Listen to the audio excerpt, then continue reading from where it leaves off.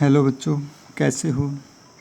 12th class में काव्य भाग चला हुआ है। 7वां पाठ बादल राग सूर्यकांत त्रिपाठी निराला की रचना है। प्रगतिवादी चेतना के कवि हैं सूर्यकांत त्रिपाठी निराला। वैसे निराला छायावादी, प्रयोगवादी, रहस्यवादी और प्रगतिवादी कवि माने जाते हैं।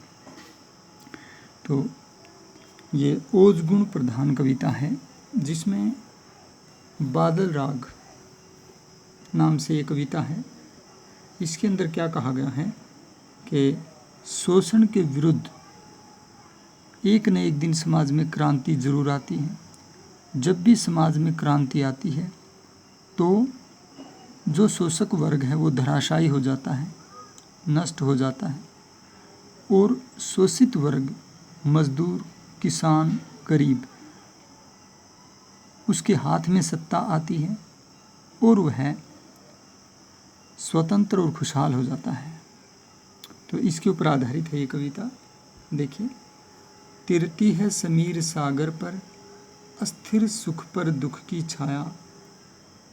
यहाँ बादल का जो आगमन है, बादल के आगमन से क्या होता है।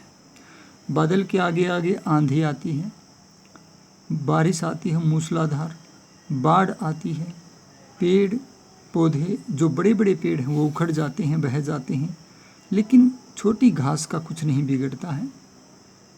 तो इसके अंदर ये प्रतीकात्मकता है, लक्षणात्मक शक्ति है पूरी कविता में।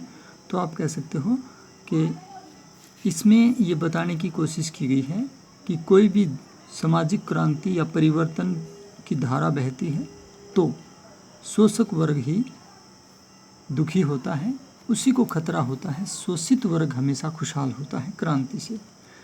तो वायु रूपी जो सागर है, रूपक अलंकार है यहाँ पर, उसके ऊपर अस्थिर सुख पर दुख की छाया के समान ये छाया तैर रही है।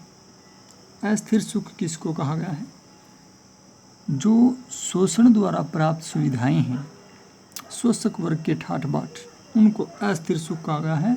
भौतिक सुखों को अस्थिर सुख कहा गया है जो सदा नहीं ठहरते और अंत में कभी न कभी समाप्त हो जाते हैं। और दुख की छाया किसे कहा गया है?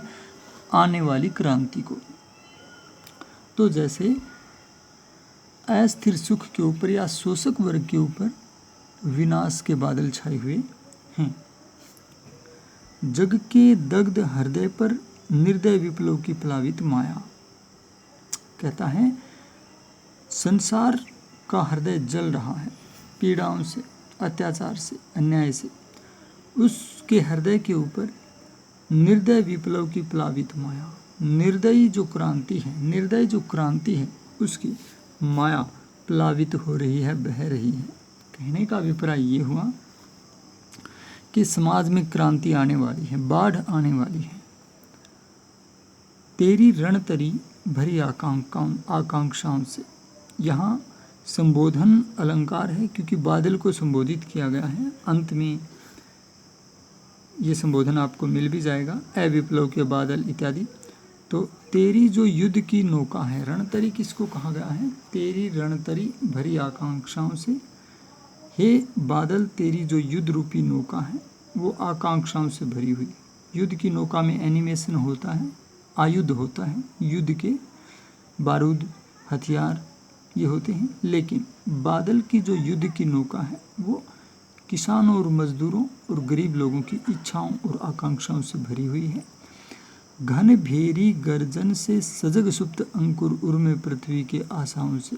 कहता है तेरी घन भेरी के गर्जन से, युद्ध के दौरान जो गर्जन होता है, जो नगाड़े वगैरह बजाए जाते हैं उनको घन भेरी कहा जाता है। घन भेरी गर्जन से सजग सुप्त अंकुर, सोए हुए जो अंकुर थे वो सजग हो गए हैं। अर्थात सूखी धरती में जो बीज बोया गया है, बिना पानी के जो अंकुरित नहीं हो रहा था, बादलों के आकाश में आते ही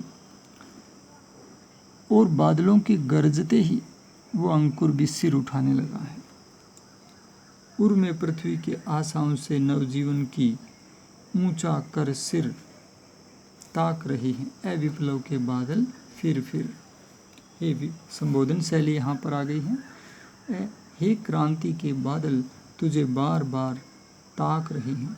नवजीवन की आशाओं वाले जो छोटे छोटे पृथ्वी के अंकुर हैं वो बाहर निकल रहे हैं। अर्थात प्रतीकार्थ अगर देखा जाए तो क्रांति के आने से जो मजदूर किसान गरीब हैं वो सिर उठाने लगे हैं और इस क्रांति का हिस्सा बनने लगे हैं, उत्साह से भरने लगे हैं। अब इसका काव्य सौंदर्य देखिए। भाव पक्ष में आप लिख सकते हो कि बादल का आह्वान किया गया है और पुकारा गया है कि हे बादल, तेरे आने से समाज में क्रांति का वातावरण पैदा हो गया है और जो गरीब व्यक्ति हैं, मजदूर किसान, उनके अंदर आशा का संचार पैदा हो गया है। शिल्प पक्ष में आप लिख सकते हो खड़ी बोली हिंदी भाषा है, ओज गुण है, प्रगतिवादी चेतना स्पष्ट है इसमें, और अलंकार आपने देखे होंगे, अनुप्रास भी है, समीर सागर में रूपक अलंकार भी है, अनुप्रास अलंकार भी है, सुख दुख में भी अनुप्रास अलंकार है, तो रूपक अलंकार है, श्लेष अलंकार भी है, मानवीकरण भी इसके अंदर है क्योंकि बादल को पुकारा गया है, मानवीकरण अलंकार हो जाता है, बहुत सारे अलंकार इसमें हैं। प्रतीकात्मकता होने के कारण आप लिख सकते हो लक्षणा सब शक्ति है, और क्योंकि ओज गुण है तो वीर रस आप इसके अंदर लिखोगे।